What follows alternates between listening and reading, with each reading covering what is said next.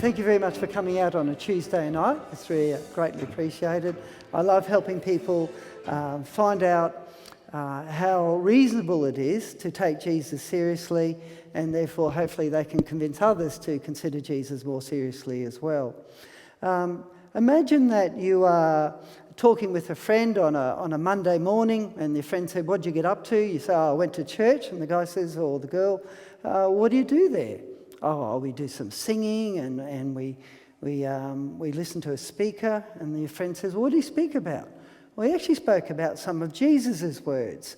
He actually was saying how Jesus was recorded as saying, "If anyone loves me, he'll obey my teaching, my Father will love him, and we will come to him and make a home with him." Now, if your friend is like a lot of my friends, especially when I was back in school, the first thing they say is, "John, you don't really believe Jesus said that, do you?" No one could read or write back there, John. They were all literate shepherds. So it's very nice that you think Jesus said that, but you know, whatever was written wasn't written for a long time afterwards, and then it was copied inaccurately, and then it was copied and copied and copied more inaccurately, and then people were biased. And these are very common beliefs. They're not usually spoken in an aggressive way. They're usually just regarded as a matter of fact, like the sky is blue, and they look at you a bit strange thinking, "Don't you know the sky is blue? Why do you have such different views?" So that's why I wrote my book, Echoes of Jesus. I wrote it for people who are inquisitive, not necessarily aggressive at all, people who want to see the evidence for themselves. They want to go through a logical journey, and they want to see it's referenced. So that's what Echoes of Jesus' heart was. It's been recommended by a variety of people, like some of you might know John Sweetman, as the principal of the Baptist Theological College. It's been published in Russian, and published in Arabic, in Egypt, and so it's got wide appeal. And we're just going to look at a small facet of it today, and that's that very first question, the idea that when Jesus was alive and well on earth before he was crucified, was anyone able to record what he said and did when he said and did it? A lot of people don't believe that that actually happened. A lot of people believe, literally, that they were illiterate. And nobody wrote down anything for decades afterwards. There's even some Christian historians who will say no one wrote anything down for decades. So that's what we're going to explore. This isn't just the thoughts of these questions, by the way. They're not just the thoughts that the odd person might ask. They're thoughts and questions that are broadcast on the world stage. So the guy up there, the older guy there, his name's Bart Ehrman. In 2005, he wrote a book called Misquoting Jesus. Who changed the Bible and why? Sort of tells you a little bit about where he's coming from, doesn't it? Who changed the Bible and why? Now, that was a bestseller. It wasn't just a book that was sold to a couple of university departments. It was a bestseller. The other guy, does anyone know who he is? Reza Aslan. So from Iran originally, and he wrote a book called Zealot, The Life and Times of Jesus of Nazareth in 2013. And guess what? It was a bestseller. Once again, it's not just sold just to a few oddballs who have these philosophical questions or historical questions. Reza Aslan's take on it, by the way, was that people then weren't even interested in writing history. The whole importance of writing down what actually was said and done was not something that was in their radar.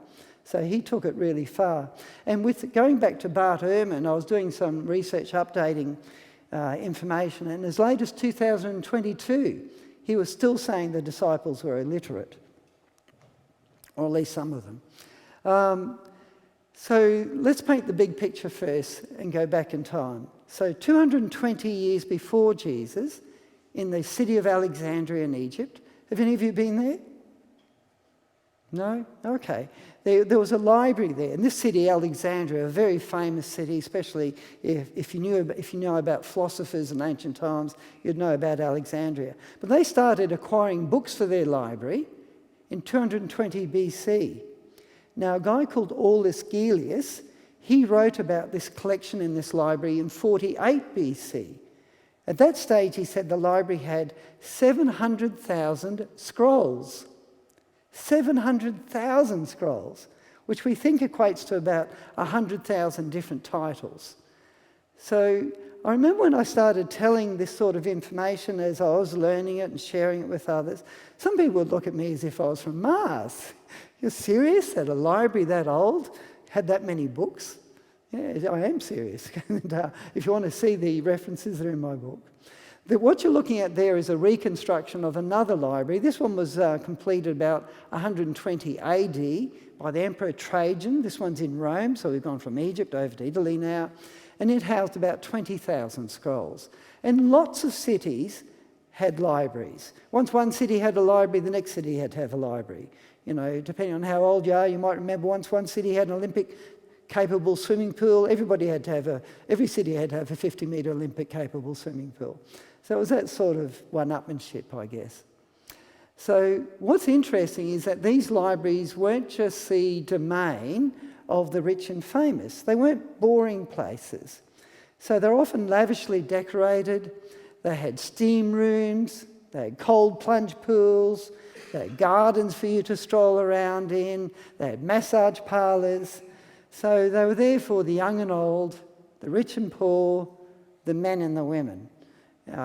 Good luck trying to convince some of our city councils to upgrade our libraries along the same lines, but that's what they were doing about 2,000 years ago.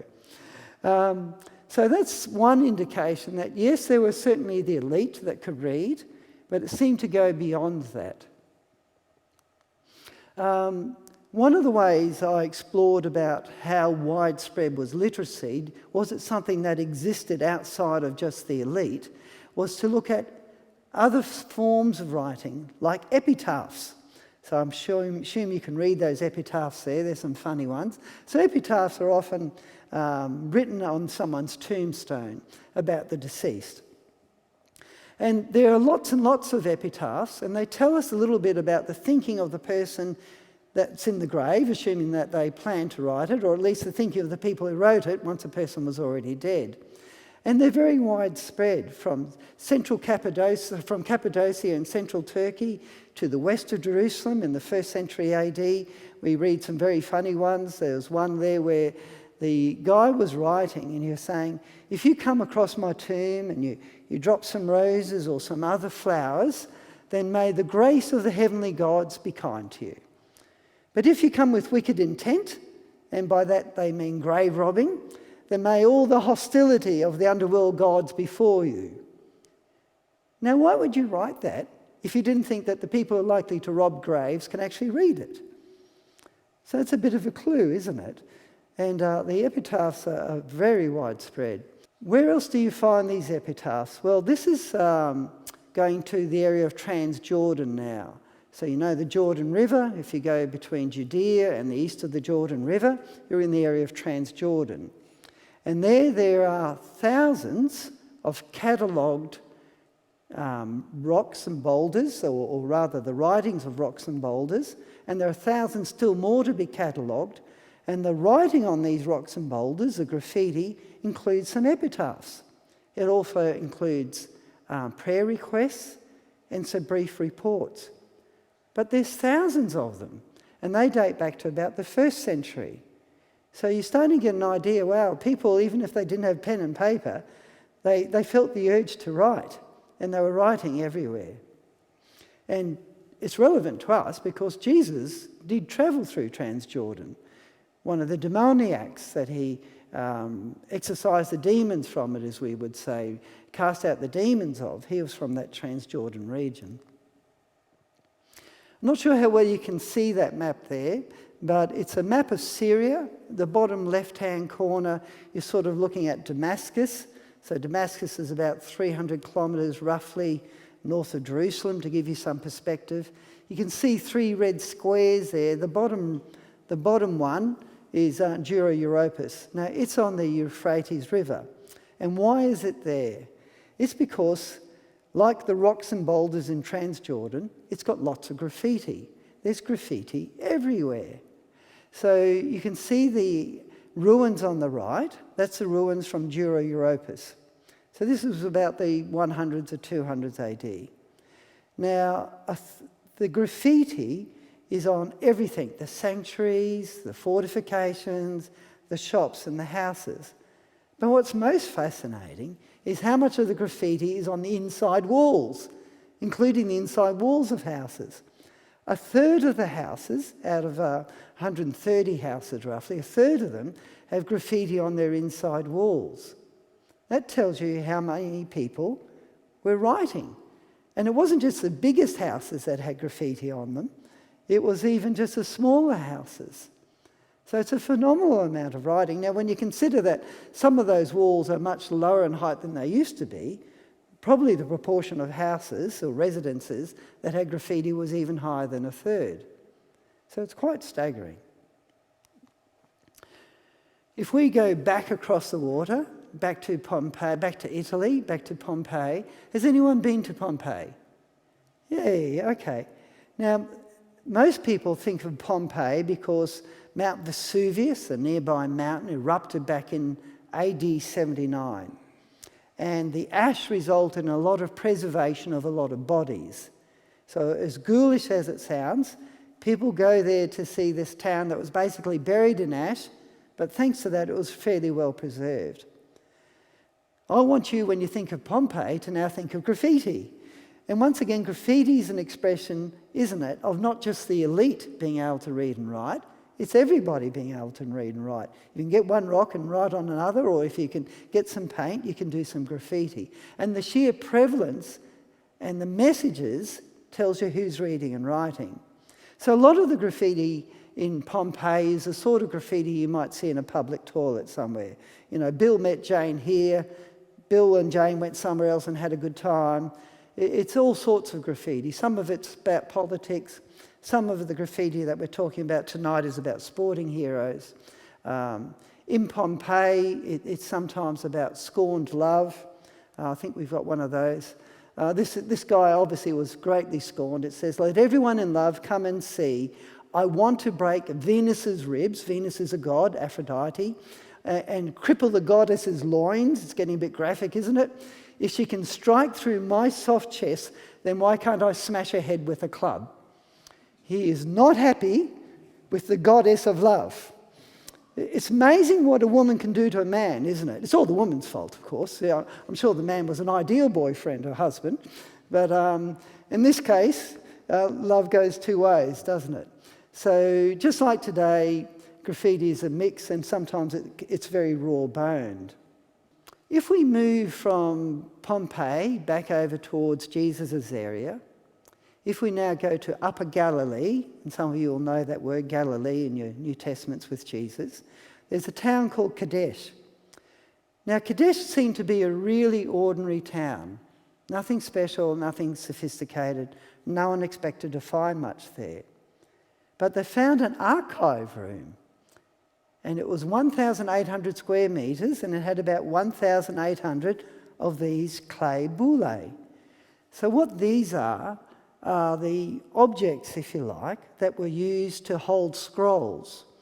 Obviously, scrolls aren't stackable as easy as books, necessarily, and sometimes you could use these clay bullae as almost a sort of protection or a way of trying to seal the document so no one would read it who shouldn't read it. So there's 1,800 of them, and that goes back to 150 BC. So once again, we're getting the impression that reading and writing wasn't just the domain of a very few rich people who only wrote about philosophy. It was about everything that people were writing. Okay, now one of the things that motivates us strongly in life, apart from love, and therefore hatred towards goddesses of love, is our beliefs about God, or the lack of beliefs we might have about God. Your philosophical beliefs can be very strong, and they usually motivate you to be serious in that line of intent. If you think about one of the big religions in Australia, if you like, it's sport, isn't it? The amount of time people devote to either watching it or playing it is enormous. Equally, if you have a religion that you believe is true, it'll often motivate many of the adherents of that religion. This is obviously a slide of the Dead Sea Scrolls. Now, some of you might have been to the Dead Sea area of the scrolls. Has anyone been to Qumran? Yeah, a little wave there and another one over there. Great. So this is on the shore of the Dead Sea, roughly. And between 1947 and 1956, they found 11 caves. And in these caves were lots and lots of documents, lots of religious material. There's about 900 documents, and at least 200 of these are to do with the Bible. So that's quite a lot, isn't it? And it's generally thought that the people who put these documents in these caves were a group of people in a place called Qumran, and they were Essenes.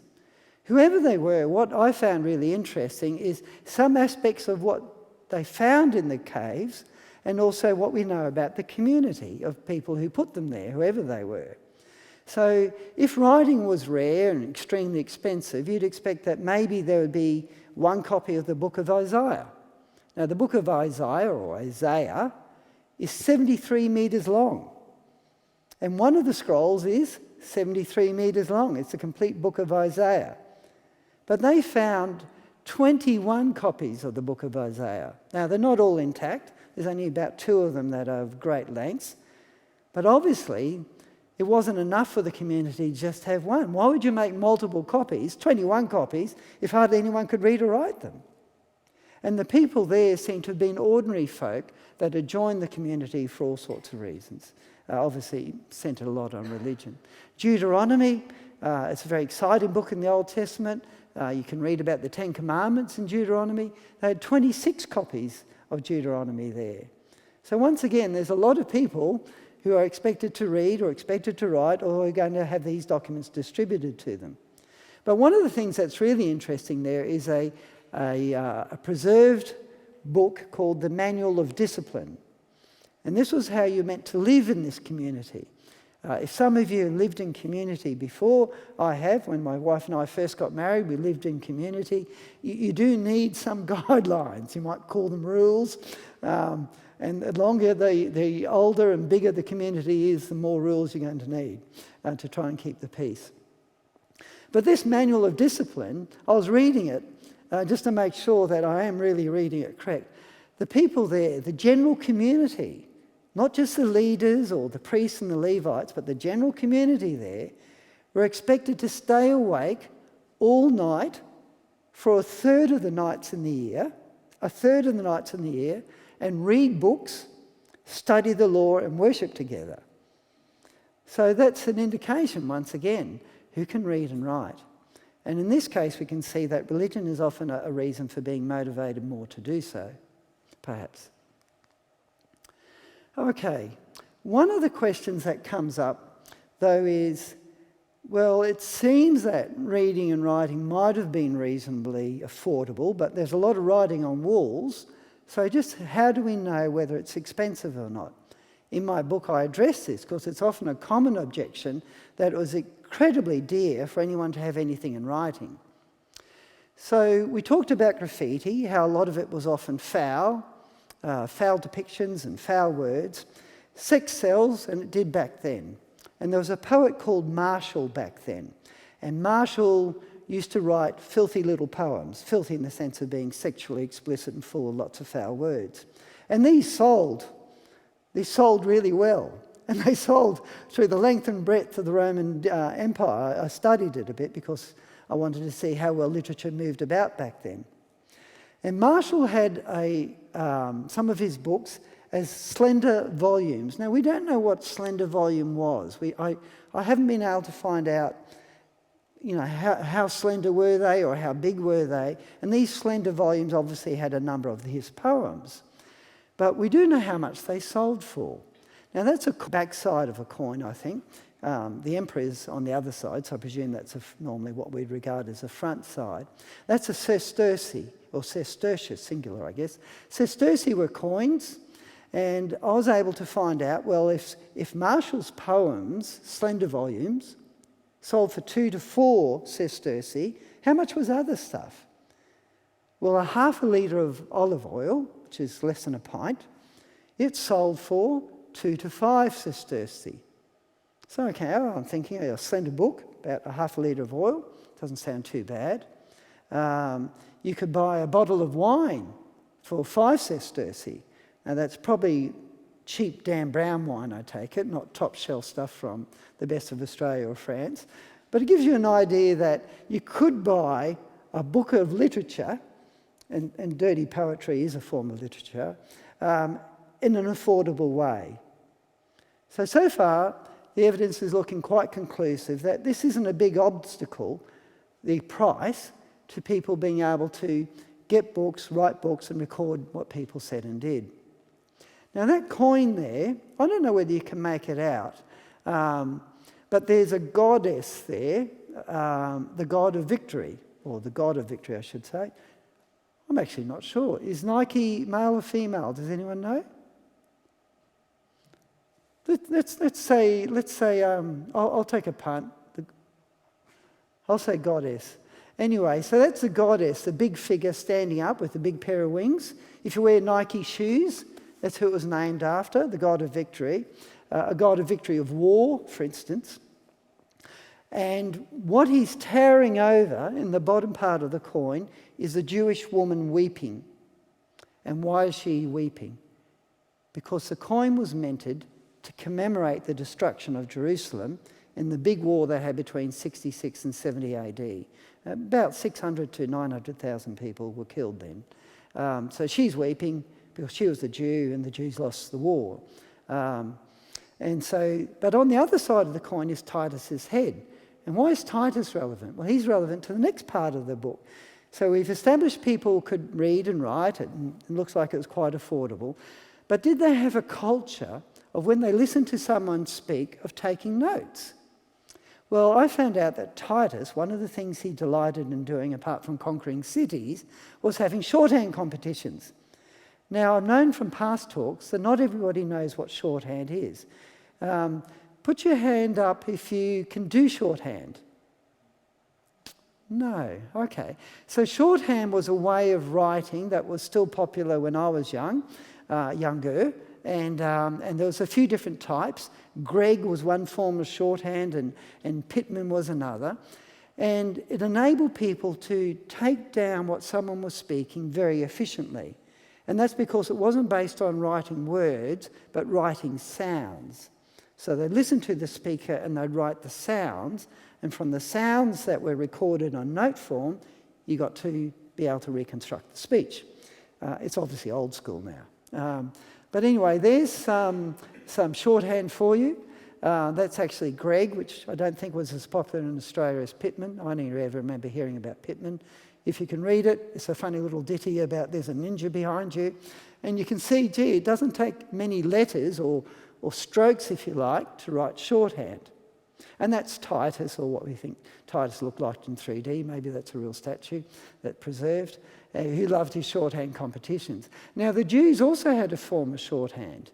It wasn't perhaps the same, but it seemed to at least exist of an understanding that all you really needed to do in the first instance was to get some key phrases, key words, and then you can reconstruct it later.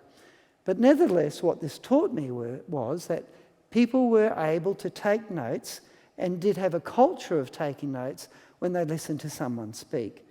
And I expanded on that topic quite a lot in the book. Just to help you understand that it wasn't rare, has anyone been to this city called Oxyrhyncus? So it's in Egypt. It's about 160 kilometres south of Cairo, and it's famous for its rubbish dump.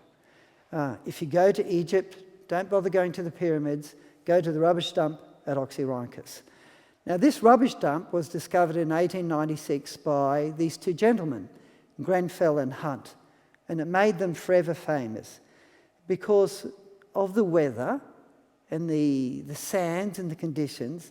Everything in the rubbish dump is exceptionally well preserved. And we're talking about material that goes way back to the time of Jesus, a few hundred years before the time of Jesus, all the way to about 600 AD. And that's when the town basically seemed to stop using this rubbish dump, and a few other things stopped at that time. But to give you an idea of how much came out of that, roughly 500,000 fragments have been pulled out of that rubbish dump so far. Most of our old copies of things to do with Christianity and the scriptures come from Oxyrhyncus if they're Egyptian in origin. Some people have had the unenviable task of trying to decipher some of this writing because people wrote on everything. And unfortunately, paper would be sometimes used for all sorts of things, including when you went to the toilet. We used paper when we went to the toilet. They used paper. Some of that paper got written on, and some of it ended up in the rubbish dump, and then someone had to decipher it. So I don't know. I don't think it still smelled. But anyway, it gives you an idea that writing was prolific, and the enormous amount of paper that came out of Oxyrhyncus, and they're still coming out. But the reason why I mention it in relation to Titus and shorthand is some of the documents that have come out of there. One of them was a shorthand contract. So, you've got a contract with someone to teach shorthand. So it was quite a widespread sort of a skill. One of the objections to the idea that Christians were taking notes when Jesus was living and breathing and speaking on this earth before he was crucified is an accusation that they were illiterate. And this accusation is found in the book of Acts, chapter 4, verse 13. And people say, well, there you go, it says the disciples were illiterate. So how is it that you, John, believe that the disciples could read and write and were taking notes? So let's have a look at this. The word illiterate didn't have such a narrow meaning now as it did then. It included simply what you would say about someone if they didn't have a formal education. And in context, it seemed to also be able to mean something particularly narrow, that you didn't have your religious education at a place or in circumstances that the rabbis of the time have approved of. Now, of course, the rabbis at the time weren't exactly that keen on Jesus. So even though Jesus was called a rabbi, they definitely wouldn't have regarded one of his disciples as being someone who has had an approved religious education. So it wouldn't be too surprising if the reason why they were calling the disciples illiterate was because they hadn't been educated by them at their religious schools. Another thing to keep in mind is that illiteracy seemed to have been a rather egocentrically sort of elated word in that, can you see that yellow box there? That's hieratic script. That's a form of Egyptian script. It's like Egyptian in cursive, a bit like running writing if you like. The priests who could read and write hieratic script were called illiterate. So it just helps you to see, no, it's not an all-encompassing word. It may mean that you just don't speak one or more languages that they think that you should speak. And of course, it's quite reasonable to think that it was an exaggerated insult. The people who called the disciples illiterate were the Sanhedrin. And if you know about the Bible, you'll know it was a Sanhedrin who arrested Jesus, wanted him killed, and sent him to Pilate. So maybe it was a bit of hyperbole and exaggeration. There's something else to consider too about how reasonable it is to believe, despite this accusation, is that who was called illiterate? It was only 2 of the disciples. It wasn't all 12. The accusation was made against Peter and John. Now, most of you have probably got an awareness that John actually wrote the Gospel of John. He was hardly illiterate. And Peter actually says that he wrote.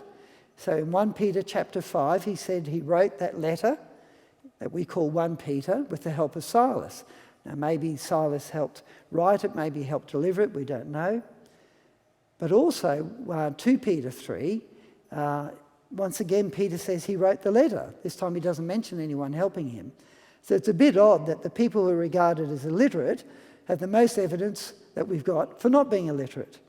And by the way, there is a chapter in my book about how do we know that Matthew, Mark, Luke and John were the people who really wrote the books that we call Matthew, Mark, Luke and John. This part is what I want to finish up with regarding the evidence of literacy. So Jesus came along and he picked 12 disciples. but there were 12 tribes of Israel. Jesus came along and said he came to establish a new covenant, but the Old Testament had a covenant. Jesus came along to bring in a new community, a new kingdom, to usher in the kingdom of God. In many ways, Jesus was well aware that he was establishing what you and I would call a religious foundation. Now, many Christians would say, well, we don't have a religion, we have a relationship.